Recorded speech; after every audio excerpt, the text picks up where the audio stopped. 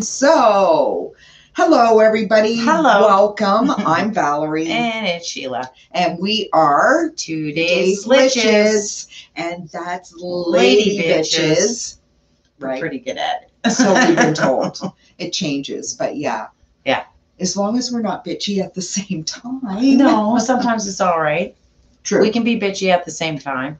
So, welcome to our program, Sandwich Generation. Yeah. So, we are going to start because we're doing segments now because, it's just the thing to do. But anyway, so what we're going to do is we're going to start off with What's Up, Litches. That's right. All right. So, What's Up, Litches is a segment where we're going to be featuring artists. That's right. Or just new things. New things. New ideas. And stuff like that. Yeah. Exactly. New stuff ideas, new things, up and coming.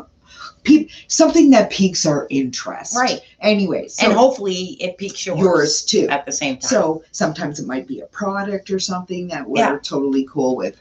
So then after that, we're going to get into our hot topic. Right. And our hot topic will remain. Okay. So today, ours is actually really deep, but it's also something we wanted to talk to you about because it's not only a hot topic, but it's a sandwich generation thing. Yes, it is. And this comes from us. Right. This is our sandwich generation perspective. And it also comes from our very white perspective. I guess. Okay. Yes. And it is the findings of those bodies. The children's bodies. The children's bodies at the residential school. And not just in BC. I'm sure it's going to end up throughout. Yeah, I'm positive. But anyway, so we were going to get into that, and then we're going to get into a new segment we call Dear Litches. Dear Litches. So, because we get asked questions. Sometimes. Right. So with interesting ones. And we have that sandwich generation perspective. Yeah. But I think getting back to the changes, we couldn't figure out why we've been so popular on TikTok. And yet don't seem to take off too well on YouTube or other platforms. And it took us a while to figure it out, but we figured it out. Yes. One, we are a lot more relaxed. Yes. And able to make fun of ourselves and just having more fun on TikTok. Right. I think it's just us. It's just us. And I think that's the difference. So that's what we're not really worried about anybody's perspective. We have a lot of fun with things. We play a game. We play games, we joke. We just joke and have fun. So. Yeah, we have fun and we have a really good time, and it's more of a positive vibe. And sometimes our topics might be really deep. Right. And so sometimes we'll leave YouTube, go to TikTok, and then we end up going, oh, yeah, we don't talk about the deeper conversations or issues. Right. Pretty much because then we can just have fun. Yes. Yeah. Anyway, you're communicating with each other. Exactly. And it's a lot of fun. With a lot of feedback, we decided to change it up. And that's why, one, we're doing segments. That's right. For those of you who don't know, we also have Grandkids Corner. Right. Right. So this is still part of What's Up, Litches. That's right. Grandkids Corner will be brand new this week, and it's actually an adventure. Yes. We get to take 3 grandchildren and head into the park, and we have lots of fun. So that's what's going to be airing this Friday. That's right. And so that's What's Up. Plus, we're changing our format on YouTube. You'll see us a lot more relaxed and not so formal, and not so worried about how we interact or what we say or are concerned so much with. We love you all very much in many ways, but we also aren't as concerned about others' opinions as our own. Right. Because it's our, we agree sometimes we don't. Disagree. Right. And one of the things we talked about was sometimes we've chosen not to talk about certain things, particularly because we agree. Right. Exactly. Particularly because her and I might agree. So what's the real point? But the point is that we have a lot of stuff that is kind of cool. Yeah. That we'd like to discuss. So that being said, what's up, Litches? That's what's coming down the pipe. Yeah. We will probably be doing a lot more on location as well. Yeah. And maybe a couple road trips. We don't know yet. I hope so.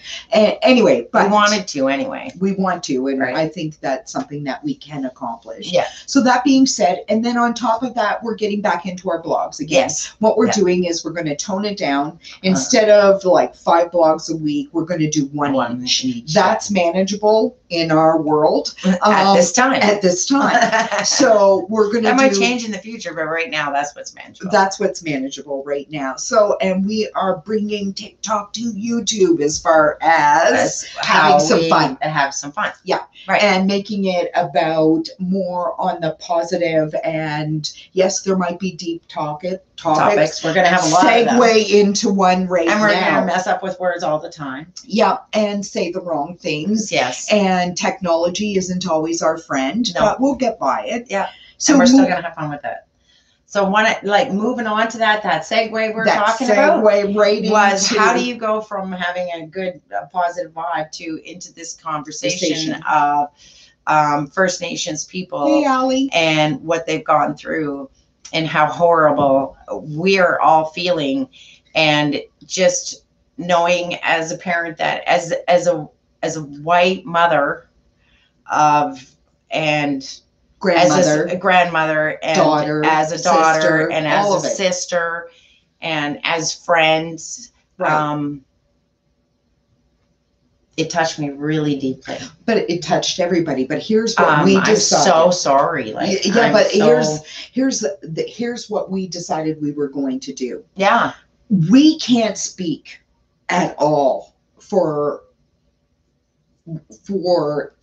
the Indigenous or First Nations population. That's why we said we can't speak for them. We can only speak as Canadians, right? And as a Canadian, as a mother, as grandmother, sister, all of that. They're so hard for you. Right. And the thing is to try to imagine the shock we could understand. We can't understand that. We can't. How could you understand something like that? That it's, for me, the first thing was disgust. Of course. Right. Honestly. Of course. That was the first thing. Yeah. That was the first reaction I had, was disgust. And then the second reaction was what I didn't want to believe was true. Yes. Was true. Yes. There's been rumors. What you want to believe. There's been in people bringing this forward for years that there are children missing, right? And I guess there was a part of me that never wanted to believe that our government or churches, in the name of God, would ever do this, I guess. And the reality is, yes. Or hide. And to be honest, we're in our 50s. So here's the thing. When did you even know about residential schools? Well, this is what we talked about. I mean, in reality, we learned nothing about it in school. We learned nothing about that, anything. If anything, I think the only First Nations or Aboriginal type teachings that we were taught was that there were wigwams.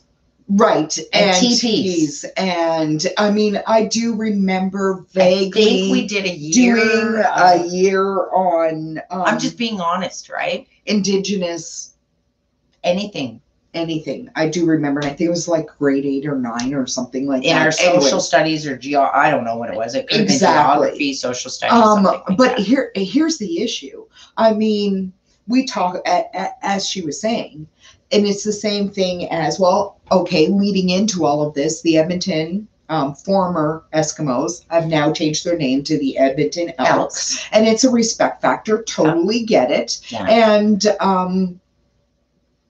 the thing is that by taking away, and this is what I'm afraid of, is that we got a watered down version of actual history because the government wouldn't even own up to any of this. No, right. For back years. when we were in school. Absolutely. Right. So I'm saying the first realization that there were such thing as residential schools and all of this would have came for me in the 90s as the last ones were shutting down.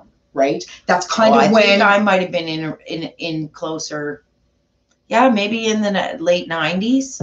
right. Maybe in the late 90s. No, and then there's our parents, right? Because here's the thing. I can't believe for the life of me, or I don't want to believe, No, that the general public knew. no. I don't Not in believe the that. latter years. I'm saying, Not in the look, latter I'm years. not in the latter years because I'm sure I'm when pretty it started, sure. absolutely they knew. Yes, I believe when maybe it was implemented 5 generations ago, Right. that maybe because, I mean, they were all, everybody was fed the same thing, right? They were the same thing. They had to be taught how to do this and do that. That's what was pushed onto. Yeah, and that's sad. It is, because there's absolutely nothing wrong with their culture or anything wrong with who they, you know, it should be celebrated. Like, you're not a savage because you don't believe in Jesus Christ. Yeah. There's right? a lot of people who don't believe in Jesus. There's a lot of people that don't believe in Jesus even back Christ. then, a lot of people would never have admitted it. But I think we decided to take a different look at it with a different perspective. That how about us? Yeah, our generation and what and we know. us figuring out that this actually happened. It's not hearsay. It's not, you know, rumor mills. It's not anything. There's actually proof. Yeah. Okay. We know the government owned up to the residential schools, but they never owned up to the abuse and what was happening and the hiding of stuff and the and now this is in reality in a situation now that forces the envelope for. It really does. It forces the envelope. And like I was saying to you, I also feel like, how can a person who's not First Nations make even up understand? Even understand? You can't. So all you could do is say, all those residential schools, they're yours. All of that land, all of that surrounds that's yours, and you need to decide what to do with it because it's yours. I mean, there could be all. Well, I mean, you're talking about solutions, right? I'm just saying that, you know, like, what else do you do to make it right? There's nothing to make it right. Nothing can be You've done. Destroyed entire generations. Money's never going to buy it. No. 5 generations. Have been destroyed. Nothing can make up for that. Whether we like to believe it that or not, as a white woman, with children here in Canada, there is nothing. I can't even imagine. I can't. Well, no, and I can't. And I think that's what's so appalling about all of it. What we couldn't imagine to be true to begin with, turns out to be true. You're slapped in the face with reality. Yes. And then you have to go back and look at what has been done over all these years to bring it to this point. Yeah. Right. Keeping in mind that in 1992 and 1996, the last residential schools closed. Right. And this was more a perspective because we can't speak on their behalf. No. I don't even want to attempt to. And how could we? We could try. The reason we didn't know about this is because the churches and government swept it all under the bridge. And right. And our fear, and this is our fear. My fear is that and I get it, why would you want a statue of a racist historical figure? Right. I said it's okay to remove the statue. It may not be okay to remove the history. And that's the problem. Because the history is how you move forward. If you don't learn from that, if we don't grasp no matter how ugly that history is, we need to accept it, learn from it, and try to prevent. You can't grow as a nation without that. Right. So watering it down, erasing it is not going to help. Or pretending like it didn't even happen is not going to help the situation. No. Right? Owning it is one thing, but there's a difference between owning it and at least trying to make it partially right, like to do the right things by First Nations people. Those answers can't come from white people. Not really. I hate to say it, but the answer to what they need or want is not going to come from us. Right. And the thing is, Kathy, we definitely were not taught about residential schools. No. Like you, Valerie, it was somewhere in the 90s when it seemed to be more a known fact with the white Canadian population. You're right. Absolutely, 100%. Right. And there is nothing like, I just think as a human being, to think that our government and our churches were okay with this, right? It hurts. It hurts, right? And then the reality that it's even worse than what we were led to believe to begin with. Even than what you could have imagined, it's worse than that. And I mean, it's a shameful part of Canada's history. We can't erase it, nor do I think we ever should even try to. No. And that's my fear, by people trying to erase something that... well, no, I can see, like I said, I understand the removal of the statues, or if they've been given like some kind of statue or some sort of status. Yes. Like for instance, if somebody was granted a bishop that was given some kind of special status. I can't remember. I'm sorry. Yes, what it was, but having that removed or revoked, but having those things done, having that historically spoken to. Yeah. Having that statue that says this is why it was removed in our history. It was removed from this place, what we thought was of honor. Right. To be placed in a place where it's not anymore. It's not honor, it's history. Right. And history to be learned from. Exactly. And that's how we move forward. And I dare say our Indigenous populations, our First Nations in Canada, 300, 400, 200 years ago, when treaties were being signed and everything, I don't believe that any of them had the foresight to see where we would be today, 400 years from now either, right? The reality is that is our history. It's something we have to own up to, something we have to accept. And so we wanted to talk to you guys about it too, about, like you said, a little bit of your perspectives.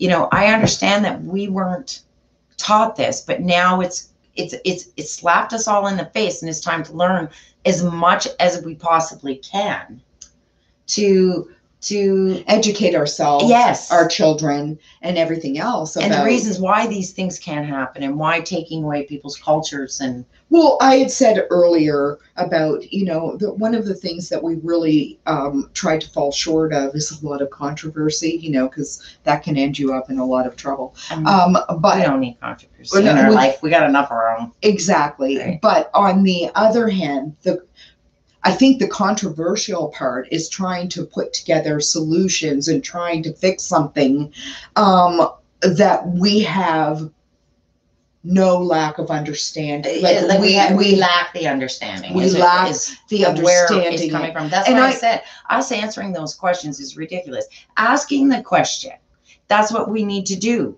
We need to be more of the person who sits back and asks the question, how do you see us moving forward? Right. How do you move forward from this? This is atrocious. There's no other way of even expressing ourselves. And the damn thing about reconciliation is, because here's the point, with residential schools, they had moved towards the reconciliation process. I know the federal government has moved in that direction, and they're working towards and working with reconciliation and everything. But how does that move forward? How do you move forward from this? How can you even talk about that's reconciliation? What I said. In my opinion, the first thing the government of our country needs to do is step up and say, all the residential schools are no longer any property or owned by. We will do whatever it takes to make it possible. To allow you to have that school. That is a piece of their history. And that is a way of them showing, you know, it's like almost like an internment camp, Valerie. It's really in some senses, and in some sense, it's almost, you almost feel like it's a type of genocide that happened within your own country that you knew nothing about. Yeah. Right. And the frustrating part is moving forward from here, because I would have to say for most Canadian citizens, this must be appalling. Yes. All across Canada. I don't care where you live, whether you live in Yellowknife or wherever you live. And I don't know what it is that we need this kind of proof.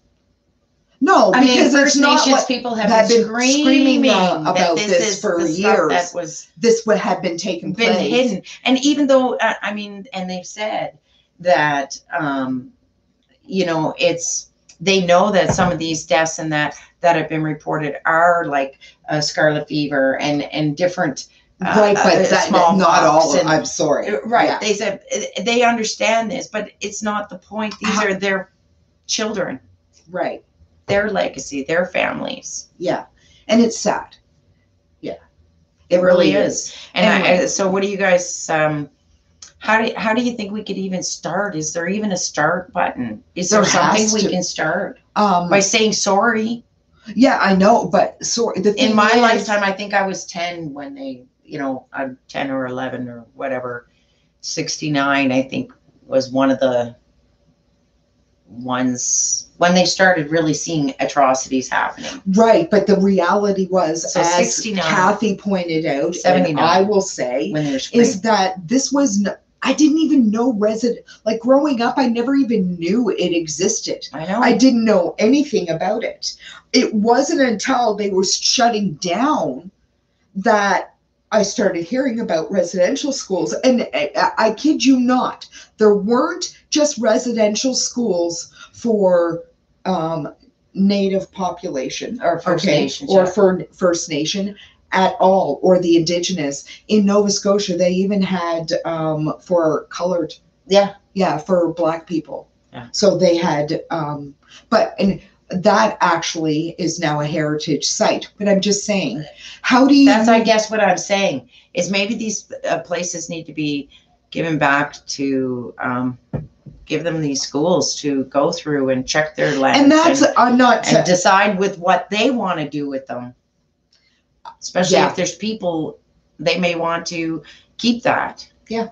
Maybe. As a, I don't know, a memorial, a heritage site, a memorial something site, special for or them. Something like that. Yeah, for sure. And it's definitely something. It's not up for us to choose that. That's why I'm saying we need to ask them what they need. Right. Especially right now. Yeah. Right? No, I agree. And we didn't want to make this was more about how do we react? Yeah. Right? Because it's so just, like I said, the first thing I thought of was disgust. It was disgusting. Children, right? And I guess that's, and it shouldn't be that way. And I guess the other disgusting part for all of me is, why are atrocities like this always done in the name of God or Allah or whatever? Right? I guess that's because that's not. But there's extremists everywhere. Even no, in government. I understand. I'm not, even in government. I'm not saying there's extremists in government. I'm just saying that it's just this keeps happening over and over. Well, because we're not learning from our atrocities, right? And people aren't holding us accountable for these atrocities, are not holding their governments or their peoples or whatever accountable. Because we all know, even as children, when you're held accountable for something, hello, you usually learn your lesson, right? Kind of. So accountability is really important in my books. No, I get it. Not just by governments and people, but by all of us. That being said, we are going to end our segment on this topic, and we are going to move over to Dear Litches. Litches. I want to hear. Dear Litches. Right. Come on, Litches. Tell me what's the latest you got? How, I guess, okay, so the question came to me. Okay. Was, what do you do if pornography is in your relationship already before marriage? Does that mean that it's always going to be And is that okay? And I really didn't know how to answer the question. Okay. Except you and I talked about it a little bit. I told you that it was about this, but they're not married yet. Okay. Okay, so was the question, but they're living together. Okay, so I'm going to ask you because I didn't see it. Okay. Okay, so the couple is living together for 3 years. For 3 years. Pornography is part of their sexual relationship. Now. Okay, yeah. Now. So the person who's asking, will that continue? Yeah. After they get married? Yeah. Is this the question? Yes. Well, okay, so. Yes. Okay, so. That's my answer. Yes. My answer is. If it's now, it's later. If you want it to, it will. Yeah. If you don't want it to, you need to have that conversation now. Now. That was easy. Yeah. I like these. Yeah. Those are the easy ones, right? Yeah. And the reason I said, okay, so let's kind of maybe clarify a little bit about what we're saying, Valerie. Mm-hmm. Okay. So we're speaking a little bit from experience. Right. We know that a leopard doesn't change his spots is not just a saying, it's the truth. 100%. Right. And and we also know that it depends on what you find acceptable in your relationship. Absolutely. And that's, everybody has different kinky boots. That's all I'm saying. Everybody does. Right. So here's the thing. If it's working for you and it's okay with you, then it's okay with you. But if it's not okay with you now and you think it's going to change later, that's not really what's going to happen. That's not going to happen, but you need to have that discussion now. Because things don't change like that. Right. And especially, you got to have a conversation. Right. But that's missing a lot. Now, I don't know in the conversation, I do not know if it was something that they wanted or didn't want. And that's where I was coming from. They didn't say it whether they wanted that or didn't. They just wanted to know if that would continue. Yes. And if in our old lady point of view, it will continue. If you do not want it to continue prior to marriage, if you don't want to continue after marriage, then you need to discuss that before marriage. Okay, so I have this question to pose back. Okay. What is the difference between before and after marriage? I don't know. That's all my question is. I really don't know. I didn't ask. If you're living together in a common law relationship, right, but they haven't gotten married. I'm thinking before or after marriage, unless marriage means maybe in their world things change after you get married. I don't know. No. Anyways, but that was just my question. Not a whole lot changes after marriage. No. You might poo for a little more often in front of your spouse, though. Okay, we're not getting into that. I'm not talking about. I'm just saying. Fluffing. Just saying. Okay, or leaving the bathroom door open. Yeah. Okay. All right. Well, that's it for tonight, and we hope we gave you something to chew on. We'll see you again next week. Lots of love, you guys. Yep. Love you. Same time. Bye.